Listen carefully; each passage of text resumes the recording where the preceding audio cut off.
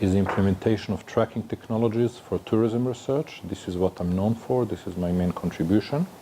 So in fact, we have been using this methodology on different geographical scale. We have implementing this in theme parks like the PortAventura theme park near Barcelona in Catalonia, where we were interested to use this technology to improve the market research of the park, because people in this department were able to ask very specific questions about the whereabouts of the visitors to the park.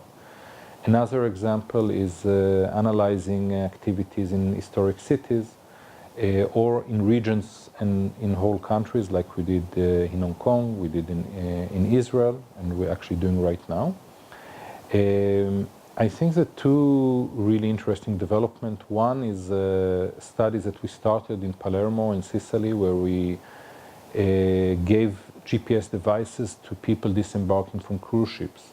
And we actually used incentives to measure if we can change activity of visitors, of cruise visitors coming from cruise ships, if we can change their time-space activity by giving them free tickets to museums and some monetary incentive.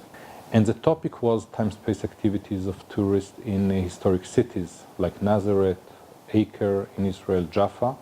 And I decided this time, in fact I planned to do time-space diaries, but I decided to see if there are any other options. And actually I started to ask some private detectives, how do they follow, some of the people they have to follow. And by that I got to know that there is a system to track stolen cars in Israel, an Israeli development. In fact, it was a development that was geared towards the Israeli Air Force to find soldiers, to find pilots that are leaving their planes. But at the end, the Israeli Air Force didn't buy this system. And as a result, an entrepreneur bought this system and actually used it for tracking stolen cars. But they also had a system to track pedestrians. And at the end of the day, we found that GPS devices could be very relevant for our research, and also very accurate. And I'm talking about accuracies of between 5 to 10 meters. And the GPS at that time was actually were acquiring location every 1 second.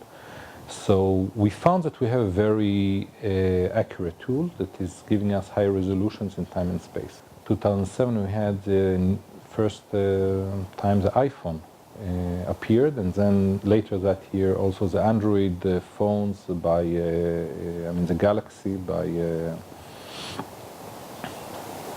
Samsung. By Samsung, I forgot. So suddenly we had smaller and smaller and cheaper GPS devices, and we also had suddenly smartphones became available. First of all expensive, but later on more affordable. And the smartphone already gave us some more advantages, because the smartphones were connected all the time. It took time. First it was very, again, expensive, but later on you had a flat rate deal, and you could actually get data in real time. You could know where the phone is at any time. And we moved into smartphones. And the advantage of smartphone is the fact that not only they're connected and you can send them questionnaires and you can receive data, you can also connect different sensors to the smartphones. We use also an application called Sensometer we developed, and we can send questionnaires, short questionnaires, to participants in relation to the specific location where they are. So we can define polygons, we can define areas. So for example, if somebody enters a museum, or somebody enters a shopping mall, or somebody enters an attraction, we are, in fact not we, but the application is notified automatically, and the questions we actually devised beforehand will be sent to the smartphone objectively, like using electrodermic activity. And that way we can know the excitement of people, not what they say, but what they feel. And this is actually where the field is moving towards, sensors connected to smartphones, and we are receiving very accurate data about location, about the time, about the feelings, the subjective via questionnaire, and the objective feelings of people. One challenge is always and always been the ethical challenge, because in different countries you have different laws and regulations regarding ethics. So this is one thing we need always to think about, because we're tracking basically people, and there are of course concerns about that. So this is a very important part.